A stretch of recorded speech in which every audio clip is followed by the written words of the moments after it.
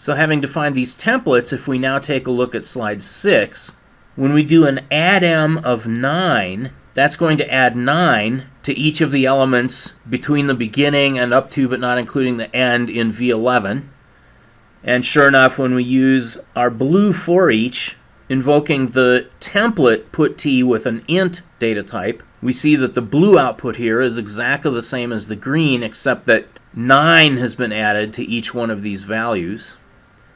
And then when we invoke mod_m of 6, but notice that we're only doing that for the middle part of V11, not for the first two elements and not for the last two elements of V11, we see that these middle elements of V11 have been replaced by their original values with remainder after division by 6. 16 divided by 6 gives me a remainder of 4. 18 divided by 6 gives me a remainder of 0. 17 over here, after division by 6, gives me a remainder of 5. Okay, so we've illustrated the idea of using template functions to give more flexibility in the functions that we use with for each. And we've also illustrated the idea here that you don't always have to specify the begin and end of your container. In this case, because the vector V11 has random access iterators, it's okay for me to add or subtract integers from those iterators to operate on some middle part of the vector. Okay, so those are some examples of the for each algorithm. And as a reminder, I've redisplayed slide 3 here. For each takes a beginning iterator and an ending iterator and some operator, and the idea is that that operator or that operator function is applied to each element one by one from the beginning up to but not including the end.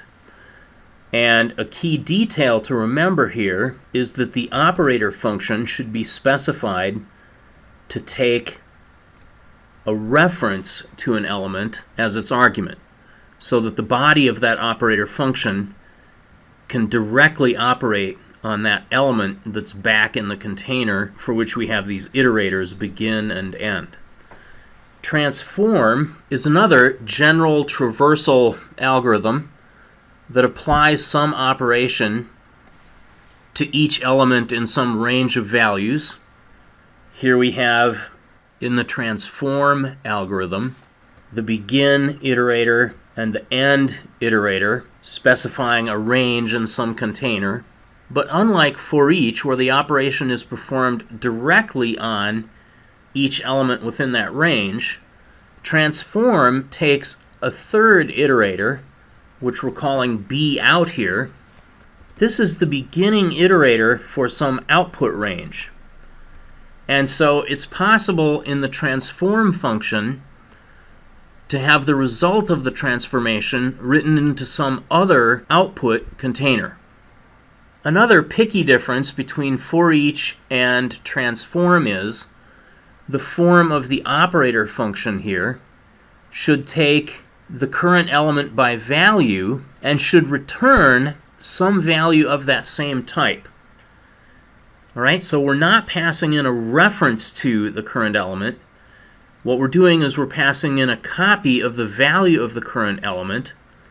And when we're done, rather than return void as we had over in for each, we're going to return some value of the same type as the argument element type.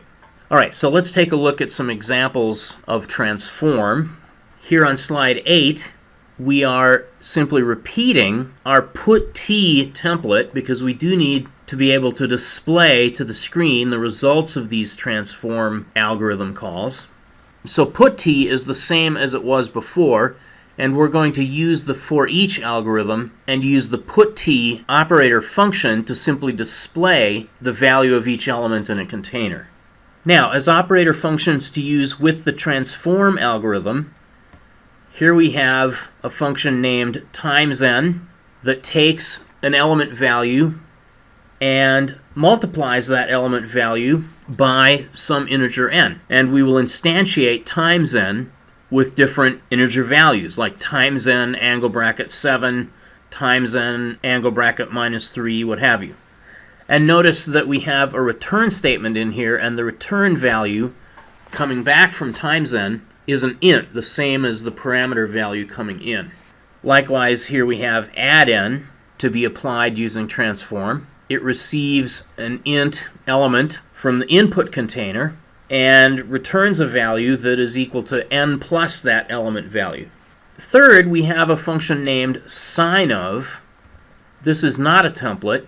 Sign of receives an element value as its argument and returns an indication of what the sign of that value is. In particular, if the value of the argument is less than 0, we're going to return a -1 to indicate that that's a negative number. Or if the element value is greater than 0, we're going to return a 1 to indicate that it's positive. Finally, if it's neither less than 0 nor greater than 0, we'll return 0 to indicate that it is 0. So these are our example functions that we're going to apply using the transform algorithm.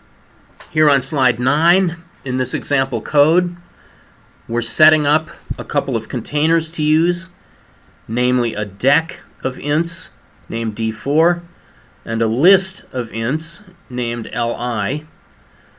And down at the bottom here, we're going to transform, reading from the deck, but writing into the list, and we're going to add n of 3 to each of those elements. All right, so let's break this down in more detail. D4 is initialized with these 10 values, 1, 2, 9, -4, etc. And to save ourselves some space in our for each algorithms and our transform algorithms, we're going to set D4b as the begin iterator for D4 and D4e as the end iterator. Now, Li is going to be a list of int, and we're going to make sure that Li has the same size as D4, because we're going to use Li as our output container, and there needs to be exactly as many elements in Li to receive the output of the transform as there are elements of D4, which is going to provide the input to the transform. Okay, LB will be the list begin, LE will be the list end. First, we're just going to use a couple of for each algorithms on put_t to display the element values in D4 and then display the element values in Li. Let's see that output. That's on slide 11. Okay, so the black for each displays the element values in D4, and the blue for each displays the element values in Li. It's the same number of elements, but those elements are all 0. Now finally we come to our transform. Let me redisplay the general form of transform. Back on slide 7. Okay, so transform needs to be given the begin and end iterator for a range of elements in some input container. We've specified D4's begin and D4's end as the range of input for transform. The output of the transform is being written into the list of int Li, starting at Li begin. Okay? Remember that LB is Li.begin.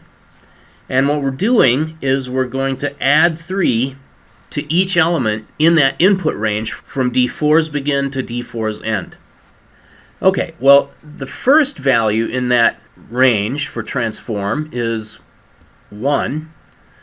And so what should be written into Li in place of the 1 is a 4. Then the next value is a 2, so we should have a 5 in L1 in the output.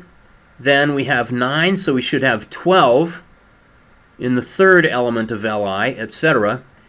And when we then run our red for each loop, this time to display the list of int Li, using its begin and end iterators, our output looks like, sure enough, the same values as are in D4, except with 3 added to each one. So we have modified the contents of the list of int Li by doing a transform on the elements between D4 begin and D4 end, by adding 3 to each element.